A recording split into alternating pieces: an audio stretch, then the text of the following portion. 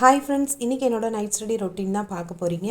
நான் வந்து என்னுடைய Tamil and English study plan வந்து உங்கள்கிட்ட நான் ஷேர் பண்ணியிருந்தேன். ஸோ அந்த ஃபஸ்ட்டு டே பிளானை வந்து நான் கம்ப்ளீட் பண்ணிட்டேன்.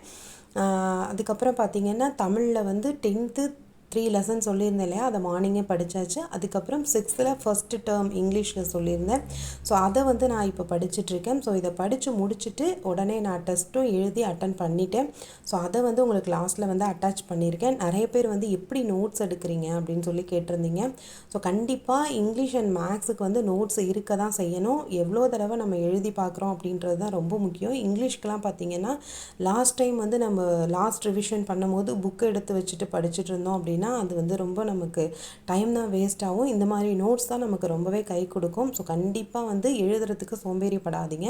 எல்லா சப்ஜெக்ட்டுக்குமே நோட்ஸ் ரொம்ப முக்கியம் தான். பட் இருக்கிற டைமில் எல்லா சப்ஜெக்ட்டுக்கும் நம்மளால் நோட்ஸ் எடுக்க முடியாது. எந்த சப்ஜெக்ட்டுக்கு உங்களுக்கு ரொம்ப தேவை அப்படின்றத நீங்கள் வந்து யோசனை பண்ணிவிட்டு அந்த சப்ஜெக்ட்டுக்கு எடுங்க. அதுக்கப்புறம் பார்த்திங்கன்னா நிறைய பேர் வந்து சயின்ஸ் அண்ட் சோஷியல் நீங்கள் என்ன படிக்கிறீங்க, எப்படி படிக்கிறீங்க, அந்த ஷெடியூல் சொல்லுங்கள் அப்படின்னு சொல்கிறீங்க. அதை நெக்ஸ்ட் வீடியோவில் வந்து நான் ஷேர் பண்ணுறேன். அப்புறம் ஒரு குட்டி கதை ஒன்று சொல்கிறேன். ஒரு ஆற்றுல, அதாவது ஒரு ஆறு இருக்கு இல்லையா, அந்த ஆறில் ஒரு படகுல வந்து நம்ம பயணம் பண்ணுறோம் அப்படின்னு வச்சுக்கலாம். அப்படி பண்ணும்போது நம்ம எந்த இடத்துக்கு போகணும் அப்படின்னு நமக்கு தெரியும். அந்த போகிறதுக்கான பாதையும் நமக்கு தெரியும். அந்த பயணத்தை மேற்கொள்கிறதுக்கு நம்ம கையில் வந்து அந்த துடுப்பும் இருக்குது இல்லையா. ஸோ அதை வச்சுட்டு நம்ம ஜாலியாக இயற்கையை ரசிச்சுக்கிட்டு நம்ம போயிட்டுருக்கோம் அப்படின்னு வச்சுக்குவோம். அப்போ திடீர்னு ஒரு முதல்ல வந்து அந்த ஆற்றுக்குள்ளே இருக்கிறத நம்ம பார்த்துட்றோம் அப்படின்னா நம்மளுடைய வேகம் வந்து எவ்வளோ வேகமாக இருக்கும்னு பார்த்துக்கோங்க. நம்மளுடைய பயணம், அந்த துடுப்பை வந்து எவ்வளோ ஃபாஸ்ட்டாக நம்ம யூஸ் பண்ணுவோம். அப்புறம் நம்ம போக வேண்டிய பாதை வழியாக நம்ம இடத்த அடைஞ்சிடணும் அப்படின்றதுக்காக நம்ம எவ்வளோ வேகமாக போவோம். அந்த இடம்ன்றது நம்ம என்ன எக்ஸாம் எழுத போகிறோம், அந்த பாதை, அதுக்கு என்ன பண்ணணும், என்ன படிக்கணும் அப்படின்லாம் நமக்கு தெரியும். அந்த துடுப்புன்றது நம்ம வச்சுருக்க அந்த மெட்டீரியல்ஸ் இதெல்லாமே நம்மக்கிட்ட இருக்குது.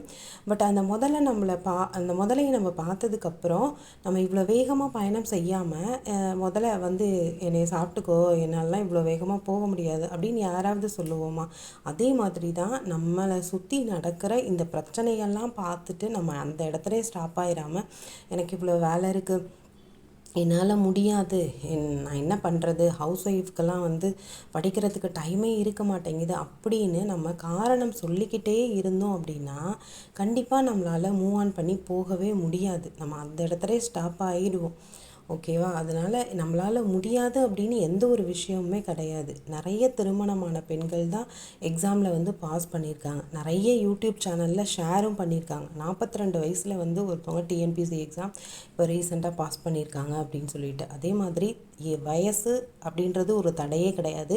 அதே மாதிரி திருமணம் ஆயிடுச்சு, குழந்தைங்க இருக்குது அப்படின்றதும் தடையே கிடையாது. நம்மளுடைய ஆர்வம், நம்மளால் முடியும் அப்படின்ற நம்மளுடைய நம்பிக்கை, நம்மளுடைய விடாமுயற்சி, நம்மளுடைய அந்த வெற்றி பெறணும் அப்படின்ற அந்த எண்ணம், அது மட்டும்தான் நம்மளை ஜெயிக்க வைக்குமே ஒழிய இந்த பிரச்சனையெல்லாம் நமக்கு ஒரு தடையே கிடையாது. அதனால் தொடர்ந்து போராடுங்க. நிச்சயமாக விடாமுயற்சி என்றைக்குமே வீண் போகாது. நம்மளை சேர வேண்டிய இடத்துக்கு கரெக்டாக கொண்டு போய் சேர்த்துரும். என்னால் தொடர்ந்து படிக்க முடியல அப்படின்னு சொல்லி நிறைய பேர் சொல்கிறீங்க. நம்ம எதுக்காக படிக்கிறோம், ஏன் படிக்கணும் அப்படின்லாம் முதல்ல யோசனை பண்ணுங்கள். அதையும் மீறி உங்களால் படிக்க முடியல அப்படின்னா ஒரு 2 நாள் விட்டுட்டு மைண்டை வந்து நல்லா ஸ்டடி பண்ணிவிட்டு படிக்க ஆரம்பிங்க.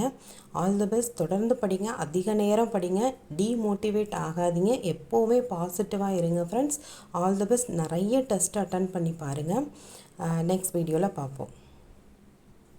இதுதான் நான் அட்டன் பண்ண டெஸ்ட். 2லையுமே ஃபுல் மார்க் எடுத்திருக்கேன் ஃப்ரெண்ட்ஸ். All the best.